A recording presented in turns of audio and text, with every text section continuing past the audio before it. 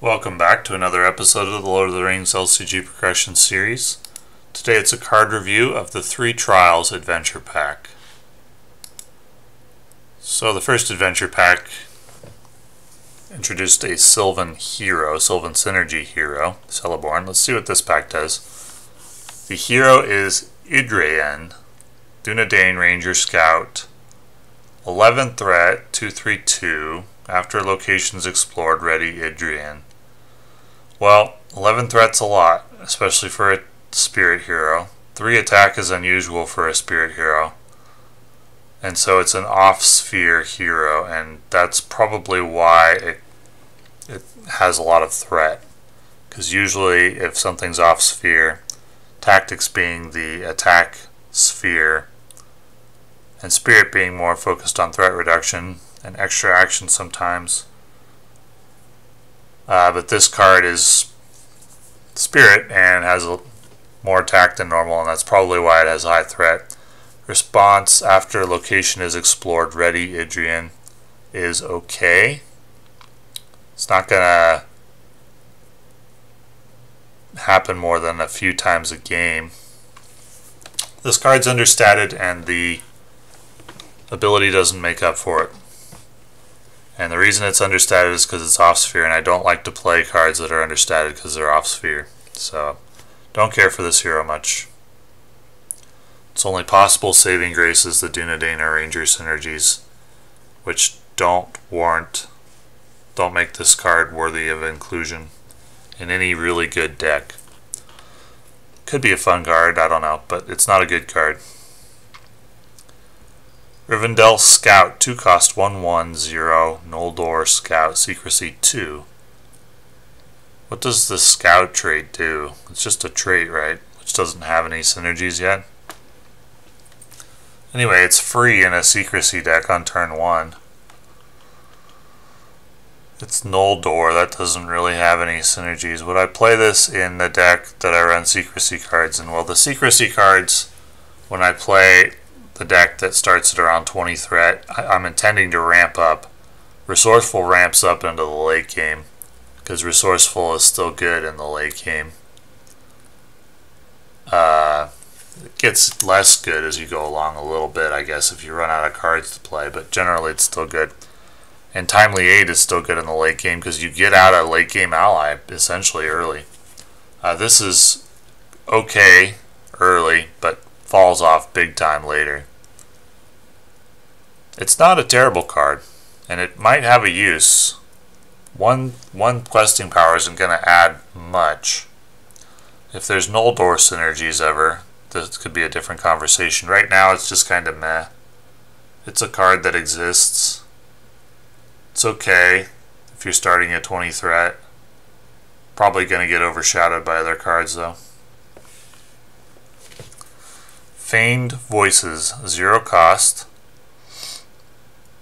Combat action, return a Sylvan ally you control to your hand to choose an enemy engaged with a player. That enemy cannot attack that player this phase. That's a great card. Love it. So it's a 0 cost feint. You return a Sylvan ally to your hand, which in some cases can mean actually 1 cost feint, add 1 questing power. It's straight up better than feint in a Sylvan deck, and it's in Leadership Sphere.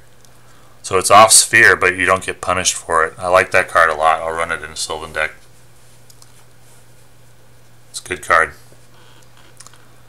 Rumiel. How do you pronounce that? Rumiel? 4 cost, 2/2/1. Ranged. So it's understated. After you play Rumiel from your hand, it's understated even with Sylvan Synergy. After you play Rumiel from your hand, choose an enemy engaged with a player. Deal X damage to that enemy, where X is the number of ranged characters you control. Okay. Well, that's interesting. You could build a deck around that and really do some damage. I like it. I like that card. I think it could be very good. But you probably have to build around it because you need a lot of ranged allies to take advantage. Actually, it's ranged characters. I think that is a good card if you build around it. Very good card. And could be a solution to some very difficult challenges. The only downside being it's unique. You'd probably want it to die after you play it so you can play it again. Takes advantage of the... yeah, this is a good card if you build around it. 2 good cards for the Sylvans so far. Elven Male. Attached to a Noldor or Sylvan character, attached character gets +2 hit points and gains Sentinel. Well, Sentinel's useless in solo play. The +2 hit points is just half of a Citadel plate. It's okay. Probably going to get overshadowed by other cards that are more synergistic, but this might have a use in a specific situation where you're trying to buff a Sylvan or Noldor into an unstoppable defensive force for a specific challenge. But other than that, it's probably not going to get played. 3 cost, Graveflood Wanderer. 3 cost, 2/1/0, 2 health, understated. You may give Graveflood Wanderer Doomed 2 when you play it from your hand. If you do, it gains, after you play Graveflood Wanderer, place 1 progress token on each location in play. Oh, okay. Okay, so what is Doomed 2 worth? I usually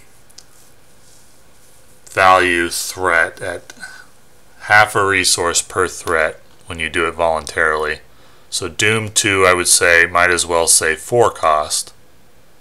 And if you're going to pay 4 cost, we want 4 questing power every turn.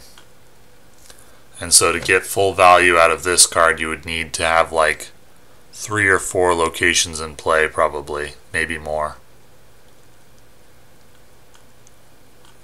Which makes it only really good in a specific situation where you really need 1 progress token, like to clear a location that has 4 threat or something, but only takes 1 progress token to clear. Then this card could be good, but absent that situation, I think it's overcosted for what it does. The effect seems good until you really think about it, and then I think it's overcosted for what it actually does. Except in a specific situation where you have a high threat, low cost to clear location in the encounter deck. Warden of Arnor, 1 cost attached to a scout hero. Okay. While attached character is committed to the quest, place 1 progress on the first location revealed by the encounter deck each round. Interesting. Does that make Idrian good? Are there any other scout heroes? I better check. No, scout is a new trait. This is the first scout hero, so right now it can only go on Idrian. And while committed to the quest, you place 1 progress on the first location revealed by the encounter deck each round. So this does make Idrian good at questing. Well, no it doesn't. It makes Idrian... For Idrian to be good at questing, we'd like 4 progress every round. 4 questing progress every round. 4 questing contribution every round. This doesn't do that. It will up her contribution to 3 per round on the turns when a location comes. So again, same as Graveflood Wanderer, this card would make Idrian good. Well, not same as Graveflood Wanderer, but similar. This card makes Idrian good against encounter decks that have a high threat 1 progress to clear location. Then you could run Idrian and Warden of Arnor to counter that challenge, and it would be good. But generally, 1 progress on the first location doesn't do enough to make Idrian a good quester compared to like Glorfindel with Asphaloth or Eowyn, or even Celeborn now with his Sylvan synergies. So it's helpful, but both these cards, Graveflood Wanderer and Warden of Arnor, I think are intended to be counters to high threat, low cost to clear locations. Message from Elrond. 0 cost. Choose a player. That player may choose 1 card from his hand and add it to another player's hand. Okay. At the end of the round, if the chosen card is in that player's hand or in play, shuffle it into his owner's deck. I think this is another Blue Mountain Trader. I don't think this is I think this is a fun or a silly card. If you really wanted a player to have another card, why wouldn't that player just run that card themselves? This is a fun card, I think. Unless I'm missing something, some hidden combo, and that's possible, but as it looks to me, it's a fun or a silly card like Blue Mountain Trader from the last adventure pack. I have no objection to such cards existing. Noiseless Movement. 1 cost. Choose an enemy in the staging area. That enemy does not make engagement checks this round. Then if your threat is 20 or less, and this is the first time you played a copy of Noiseless Movement this round, return this card to your hand instead of discarding it.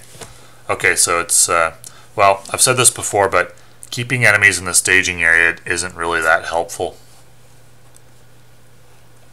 There might be specific circumstances where it is, but what we want is to engage an enemy and then prevent it from attacking, because then its threat is out of the staging area.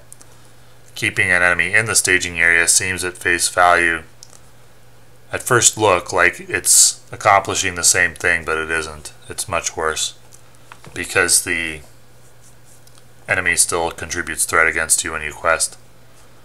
So I don't think this card is good even in a deck where you're keeping your threat low at 20 or less. Leaf Brooch. 1 cost, attached to a hero. The first event you play each round that matches the attached hero's printed sphere gains Secrecy 1. Okay, so in a Secrecy deck, the first event you play costs 1 less. For this to be good, you'd probably need to be at 20 threat or less and playing an event 2-3 times. Probably 3 times. And so if you're gonna run a lot of events and you're gonna be at 20 threat or less for a while, it's probably worth including, but that's very specific circumstance in terms of deck building, which makes this a niche card. But I like in this AP Feigned Voices and Rumil. Those are good cards if you're trying to build the Sylvan decks.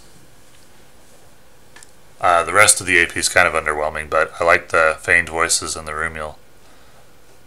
Interesting cards, good cards. Anyway, thanks for watching.